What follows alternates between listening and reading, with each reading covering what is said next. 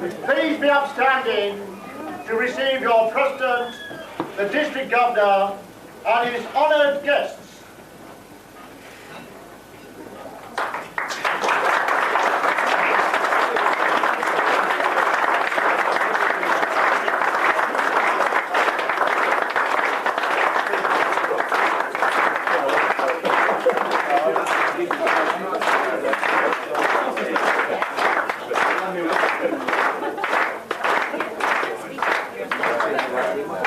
Your President will now say grace. For the food that we eat and those who prepare it, for health to enjoy it and good friends to share it, dear Lord, we thank Thee. Amen.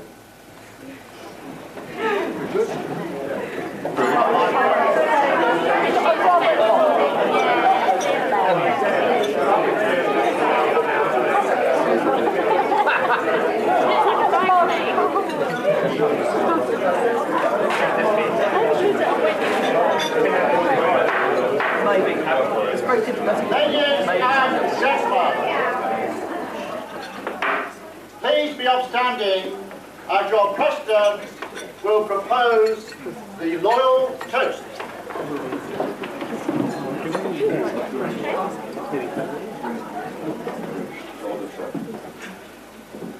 The Queen. The Queen.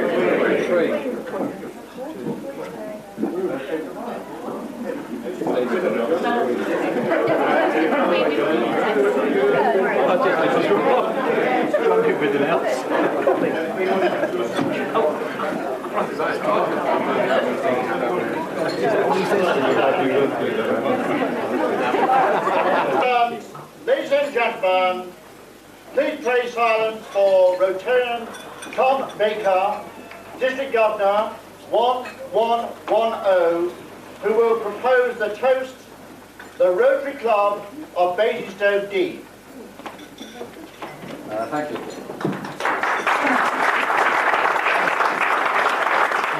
Thank you very much. Mr. President, ladies and gentlemen, it is always a great privilege for any district governor to be invited to come to visit one of his clubs and to move a toast such as this one. But in addition, it's a great pleasure for me and Jennifer to come and join you at Basingstoke Deane and see all our old friends again. I see, however, that we have with us many of the older men's club. Sorry, I got that wrong. It's the older club's men. Although, I don't know, though. Anyway, the difficulty for any district governor seeing so many of these adjacent clubs is that you've all heard my joke. So I had to go out and buy another box of matches to get another one. So, did you hear about the Rotarian who was at the Brighton conference?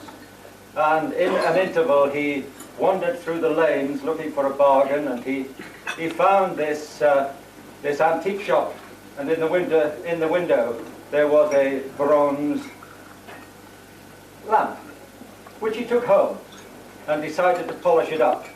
And as he was rubbing it, you will never guess what happened. The genie appeared. And the genie said, "I am at your command, O master. You may have one wish which I must grant." So our friend thought a little and he said, I wish to be the luckiest man in the world.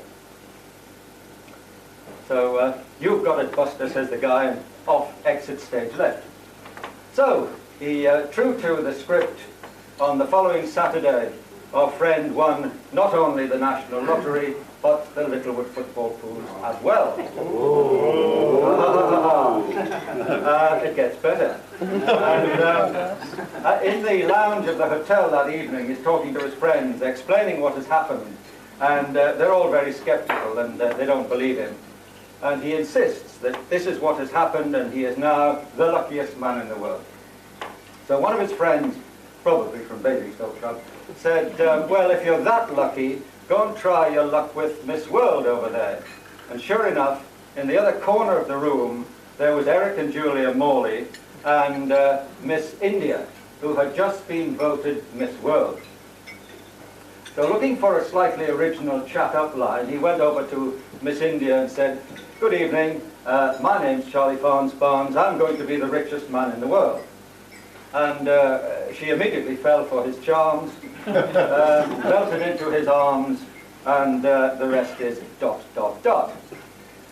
However, next morning, when he looked at the pillow beside him and he saw this really beautiful face, he was absolutely overcome, and he was gently stroking her forehead, and he realized that being an Indian girl, she had this little pink beauty spot in the middle of her forehead.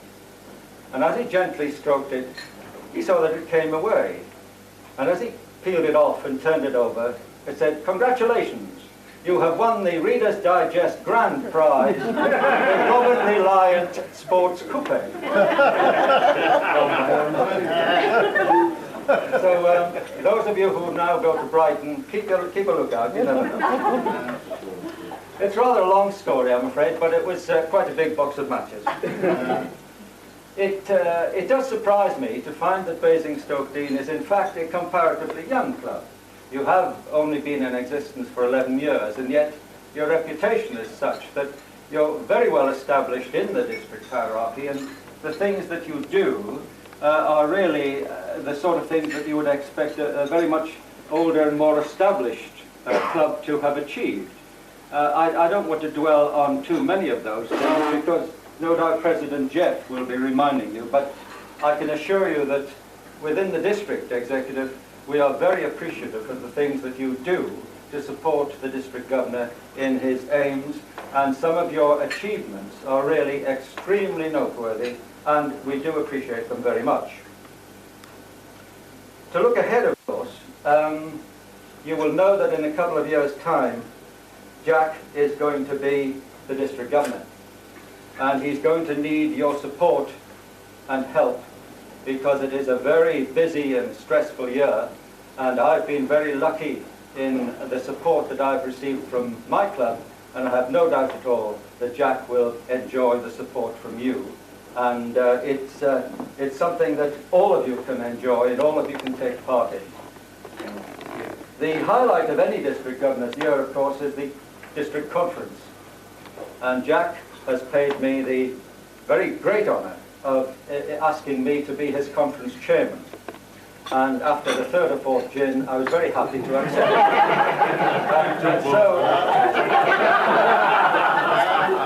And so that with any luck, you'll be seeing rather more of me, because I shall be hoping to come and join your conference team and join your club on several occasions, and together we can put together for Jack the best conference ever. So, ladies and gentlemen, that's all I really want to say, except could I ask those of us who are guests here to stand with a glass with some liquor in it and join with me in the next toast. The toast, ladies and gentlemen, is the Rotary Club of Basingstoke Deane. The Rotary Club of Basingstoke Deane.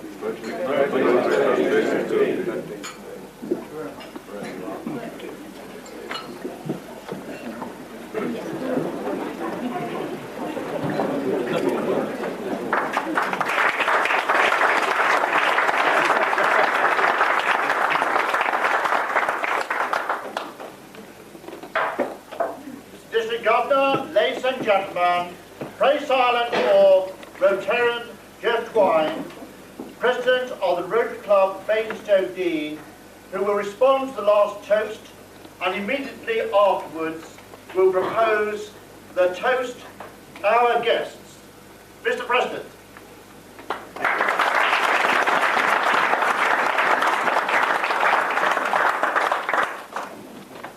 District Governor Tom, distinguished guests, ladies, gentlemen, and fellow Rotarians. Arthur Bowden, a former district governor, once said when speaking to our club, "A good speech should take about as long as it takes to make love." Then he promptly sat down. Well, tonight will be different, so you can draw your own conclusions.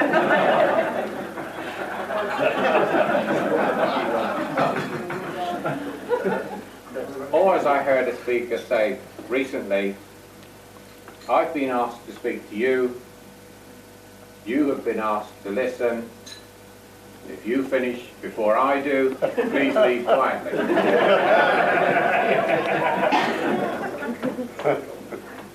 When Albert and Gordon approached me about becoming president for 95-96, my immediate thoughts were, they were thinking, if we don't ask him now, the poor old chap will be past it. We've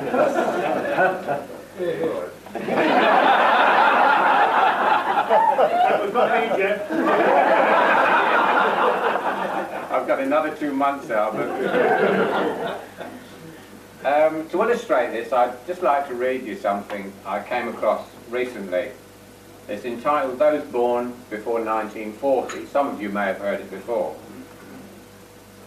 We were born before television, videos, the pill. We were born before radar, credit cards, laser beams, ballpoint pens, and before man walked on the moon. We got married first, and then lived together. How quaint. We thought a Big Mac was an oversized raincoat. And crumpet we had for tea.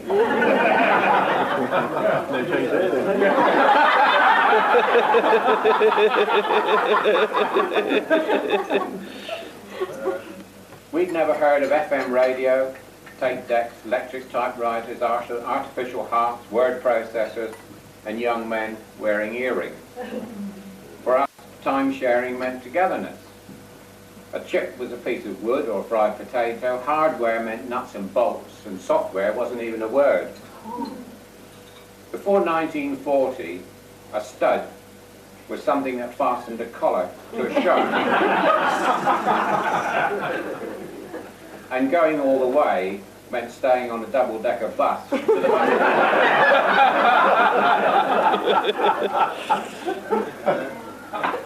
In our day, cigarette smoking was fashionable. Grass was mown.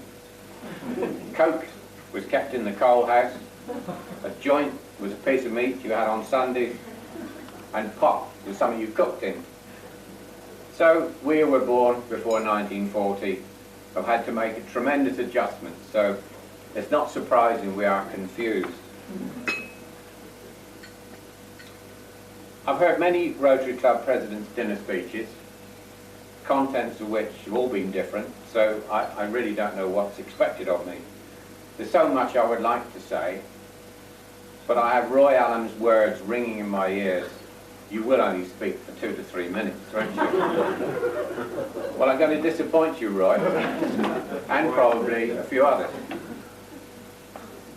It's impossible for me to speak about all this club's achievements in this Rotary year, but there are some that I must mention. Firstly, the fundraising, approaching £30,000 in the last 12 months, and this from just 3 main events, which is the Basingstoke Motoring Classics, the golf event, and the boxing. Tremendous achievement.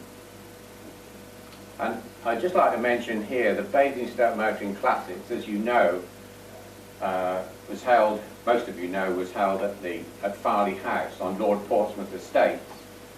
And yesterday, Roy Sands and I had lunch with Lord Portsmouth. We asked him if he would become an honorary member of this club, and he was overjoyed to accept. So I think that's...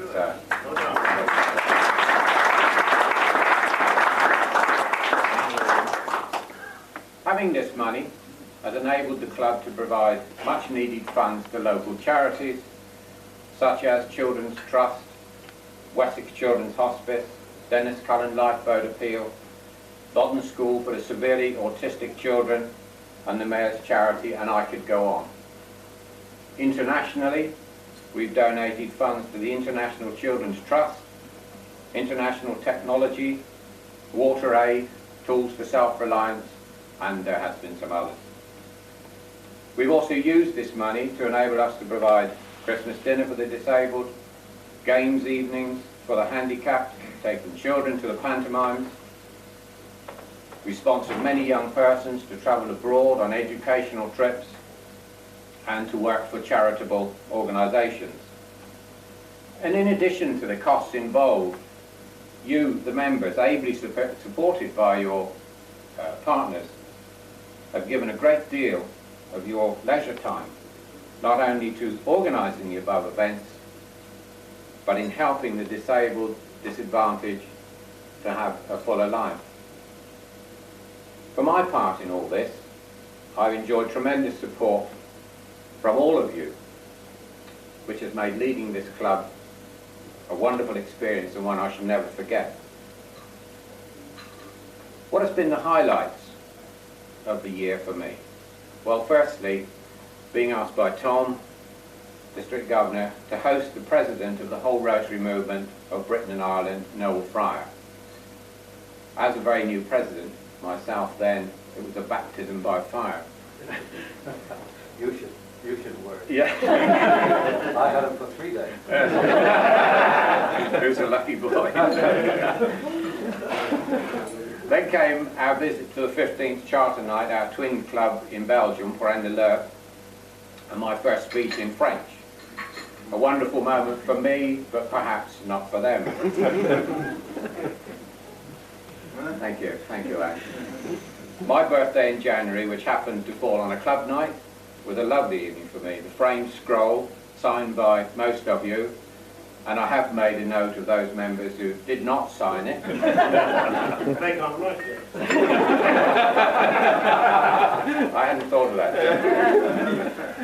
The wonderful cake and the champagne, all on a ladies' night. What more could I want? It was a wonderful evening. Other events of which I shall have very fond memories: presiding over the Golf Charity Day, hosting the guests at the Army Navy Boxing Night. This event I particularly enjoyed. Having spent 25 years in the Royal Air Force, it was nice to swap stories with majors and colonels and captains and commanders. There are, of course, many other events which one remembers with pleasure. Presentation of the Community Nurse Award of the Year, the many cheques presented, but I think most rewarding is the work we do to help and entertain the disabled and the disadvantaged. One club activity I haven't mentioned is sports.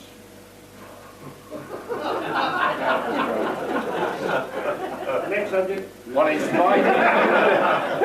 spite of the efforts of the sports officer, I've represented the club in cricket, golf, snooker and darts. That same sports officer is also the club's sergeant at arms. And on the first night he performed that function, he fined me without explanation. When I inquired, he said, well, just because you're Geoff Twine. So it's hard to imagine why he said he would organise this evening for me. I mean, it seems to have gone all right so far. Or is it something I don't know? I thank Roy and Les Wells and Roger and the team for your efforts in putting this evening on. I hope I'm not being premature when I say that, Roy. It's been a good evening so far. Just before I go on to welcome our guests, I would like to take this opportunity to thank every member of the Rotary Club of Basingstoke Deane for your tremendous support and dedication throughout this year, and also to thank our partners for their support. And here I would especially thank Anne, who has helped and encouraged me so much during this year.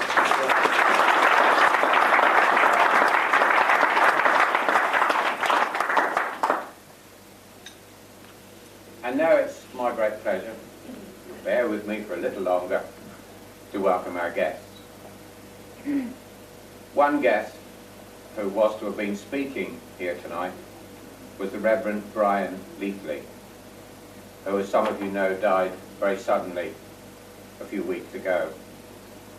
He was a good friend, a wonderfully kind, humorous man, loved by everybody who met him, and will be sadly missed by a great many people.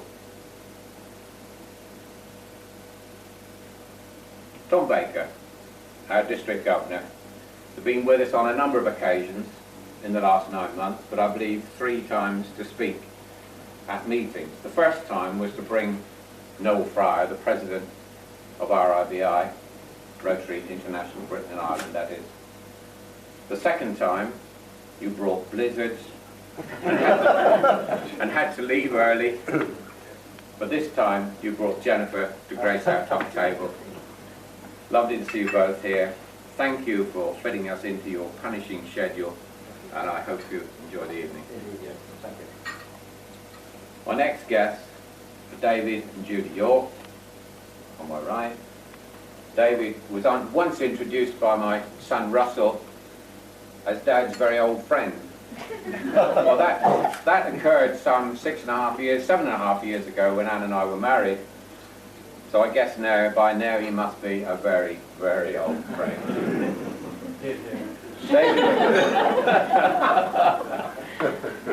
David and Judy and I go back some 20+ years. Currently David is member of the Berkhamsted Bulbourne Rotary Club, is the immediate past president, and recently became captain of the Mentmore Golf Club.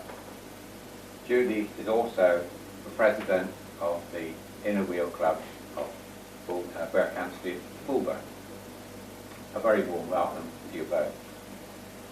Philip and Leslie Clark need no introduction to most of you. Philip is currently president of the Basingstoke Rotary Club. At his president's night, which Anne and I attended, he made a point of mentioning in his speech that they won the annual cricket match against us. However, he did not mention that we annihilated them at darts by beating them 8 matches to 1. Although I suppose, if I'm honest, we would rather have beaten them at cricket. I hope you both enjoy the evening. Colin and Miriam, my next guest, first met Colin when he was playing the piano to accompany Anne, who was singing in one of those cabaret evenings that we used to put on as a club. Colin is the president of the Overton Provost Club. I'm very pleased to return the invitation which you previously extended to Anne and I. You're very welcome here. I hope you both have a good evening.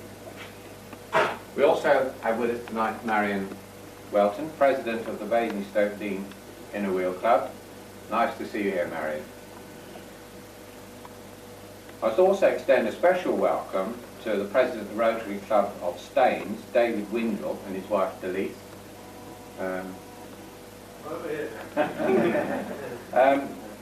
By strange coincidence, Anne and I met them for the first time last weekend at the RIBI conference, and whilst chatting, David informed me that he was coming tonight as a guest of his cousin, Brian Windle, who is a member of our club.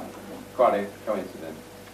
I must also tell you, and as this for one-upmanship, that David had his president tonight at the Wentworth Golf Club.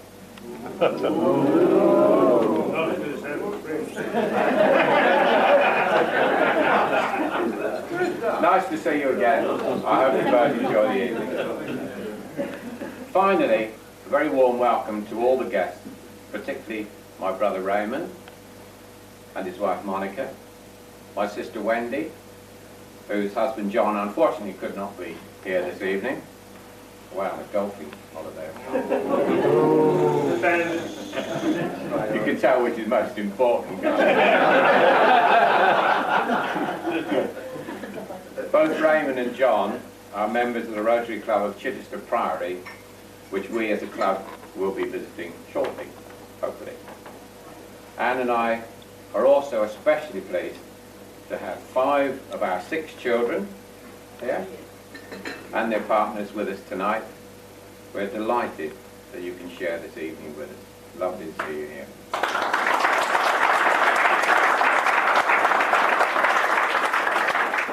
And now, just before I ask the members of the Rotary Club of Basingstoke Deane to rise and toast our guests, I'd like to finish with a limerick which Anne and I have put together. Are you ready for this? Yeah. I little thought that 6 years ago I'd rise to the heights from the low to wear this badge for all to see when invited a Rotarian to be. My first meeting was a disaster. Roger, for the evening, was the master, as from my sickbed I could not rise. Panic, first night nerves, honest, it's all lies.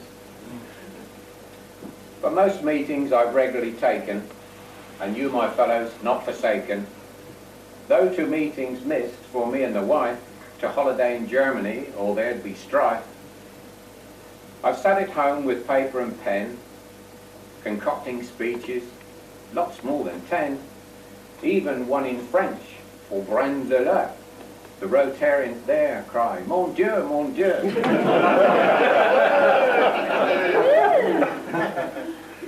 Good jokes I've told, I'll be bound, yet they fall on stony ground. Is it that you have no humour? Your president, a comedian? It's just a rumour. To play in sport, I did aspire, and of the sports officer I did inquire.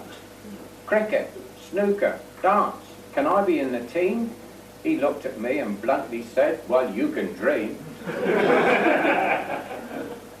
Some dreams come true, and I did play in the cricket team one sunny day. Not only that, in the snooker and the dance, and I partnered him in the golf, and yes, top marks. I took this seat with trepidation, but to me it's been a revelation. From not knowing what I had in store, I could go on for more and more. But rules are rules, and Roger, soon, the President will be from June. But until then, I'll have my say. So hard luck, fellas, it's me you must obey. Our children and partners are with us tonight. Babysitters brought in to stay till light. But one son plus wife cannot be here, for at any minute the 10th grandchild may appear. Dear guests, friends and relations, forget all your worries and vexations. This evening is yours, for you to have fun. I thank you for coming, everyone. Thank you.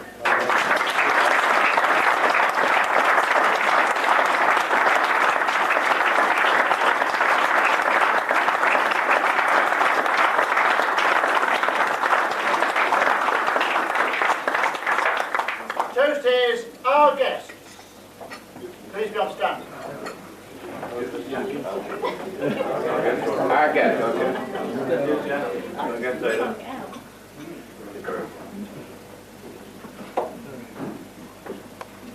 Thank you.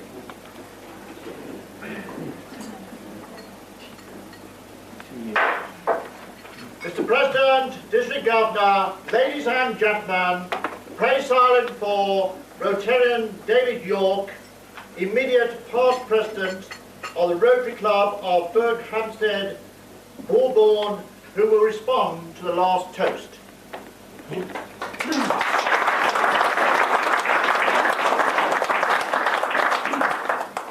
Thank you.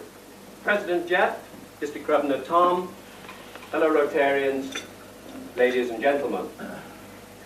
I've heard it said that an after-dinner speech gives everyone a second chance to get indigestion. I'll try not to cause any of you a problem. While I was sitting here, I was very conscious of the scintillating repartee that's been going on around the tables during dinner. And I was reflecting on the case of the guest speaker who was sitting quietly, gathering his thoughts together. And suddenly the MC tapped him on the shoulder and a loud stage whisper was heard to say, so that everyone could hear, "Are you ready to speak to them now, sir? Or shall we let them go on enjoying themselves a bit longer?"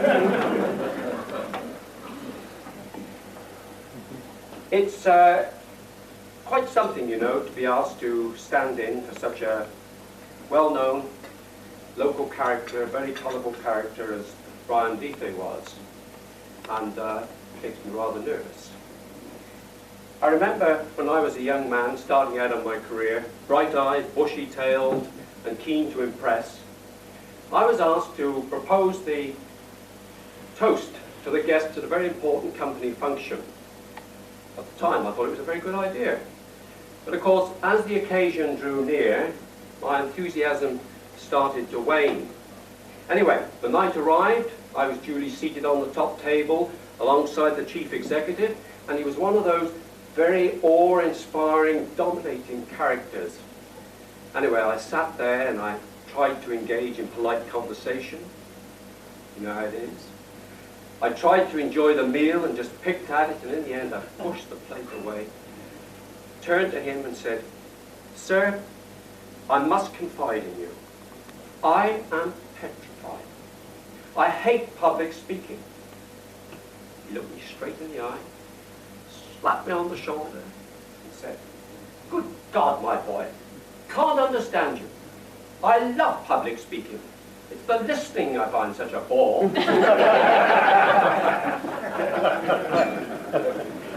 I was at a Rotary function only last week, and we had to listen to a speech which seemed to go on and on and on.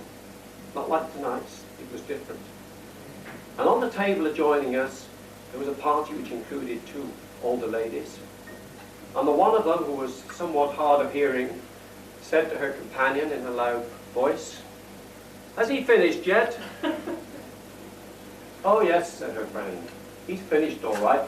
He just doesn't seem able to stop." I've got a Rotary friend who lives pretty well on the top of Scotland. In fact, it's so isolated, he needs a pair of binoculars to see his nearest neighbour. Now, this friend has a son called Hamish. And Hamish was successful in gaining last year a place at university. But to the surprise of the family, Hamish, who'd hardly been further south than Inverness, decided to go way down south of the border to take up a place at the University of London. Anyway, the first term duly completed, Hamish made his way north for the vacation. And his father, like any doting parent, was keen to know how his son had got on. And you can imagine how the conversation went. And then, of course, he got to the point when he said, "And son, what about the Hall of Residence and your fellow students?" And Hamish said, "Well, we all have our own individual rooms, but they're a funny lot down there, you know, my neighbours." He said, "For instance, every night, the guy on the left runs down the corridor shouting, 'Oh God, not again, not again!' And the bloke on the right bangs the wall shouting, 'No, no, no!' Now, his father was a bit anxious about this situation and inquired, 'And what about you, son? What do you do?' 'Well, I just sit in my room and play my bagpipes.'"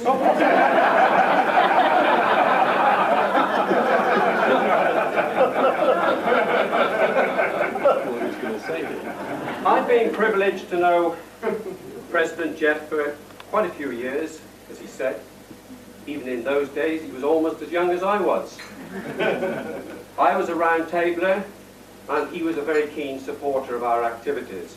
I think it was something in like 1982 when Jude and I moved up north, and I became a Rotarian. But I always felt that Geoff was ideal material for Rotary. And of course, this has been proved over the last few years, and in particular in this, his presidential year. As a Rotarian and past club president, I can only say that I'm extremely impressed with what has been achieved by the Rotary Club of Basingstoke Deane. To have raised nearly £30,000 is quite incredible by any standards. But, and I'm sure our guests here appreciate this, Rotary is not about just raising money. It's about doing things, becoming involved, the hands-on operation within the local community. And I think we all appreciate the tremendous work that the members of the Basingstoke Deane Rotary Club have done here in the local community in Basingstoke. And my heartiest congratulations to you all. And I'm sure that the ladies of Inner Wheel have played quite a part in this as well. President Geoff, on behalf of all the guests, I thank you for your kind words and your very warm welcome that you've extended to us all this evening. It is indeed our pleasure to be with you tonight. I think we should also say a special thank you to our individual hosts for inviting us along this evening, for the excellent meal and hospitality, and I'm sure that the remainder of the evening will be every bit as enjoyable as what has gone on so far. Geoff, this has indeed been and is a very happy occasion.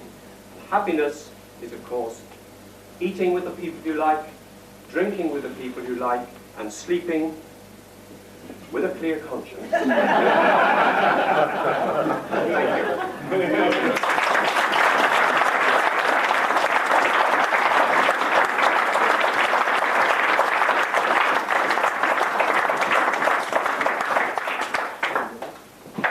We shall now have the presentation of the bouquets.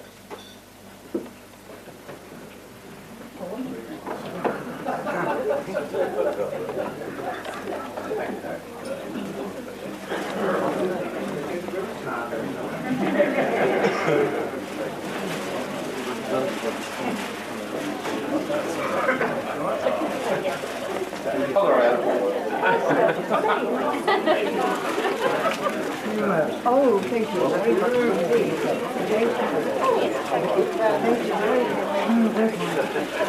I'm glad I didn't get one.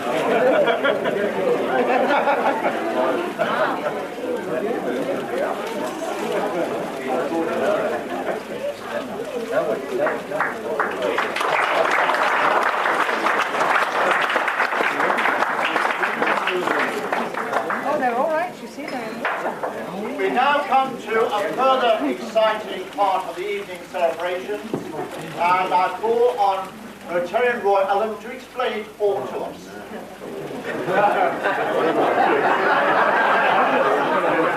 Don't panic, Geoff. I said it had been a good evening so far. Excellent speech, that's very well done. Thank you, Rob. I won't say how long. Normally at this time we have squabbles when we leave the room as to what ladies take the flowers away with them, particularly on the top table. So we've just got a few envelopes here just to allow the choice of who takes those to be very, very simple. In each of these there's 5 envelopes per table, and there should be 5 ladies per table, and in one of the envelopes there's a little picture of a flower. And whoever has that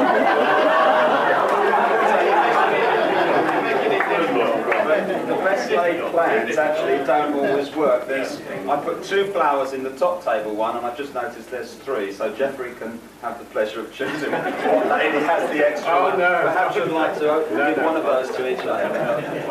That's table 1. Table 1.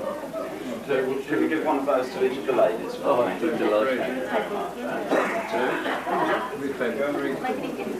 I don't.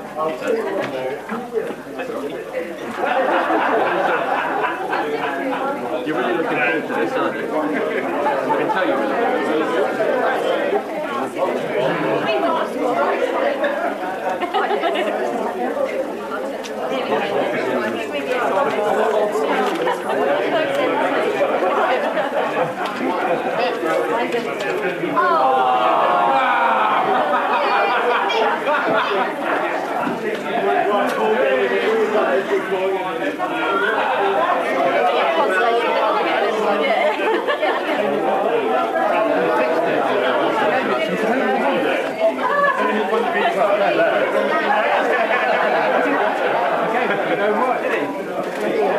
amazing that, wasn't it? Quite right too. We're free. That's about everything. Hey, come on.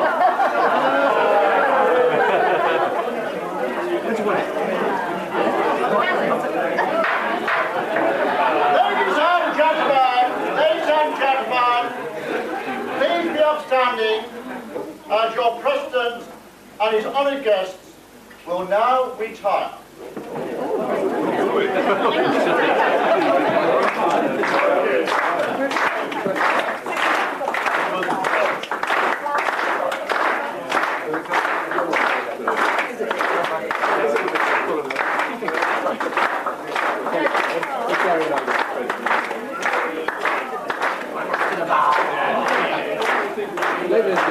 No,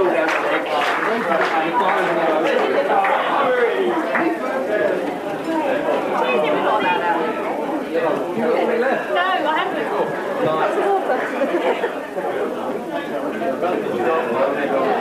Cheers, Jeff. Jeff's video producer. Yeah. John? Got it? No, thank you. Where's me money? He's here.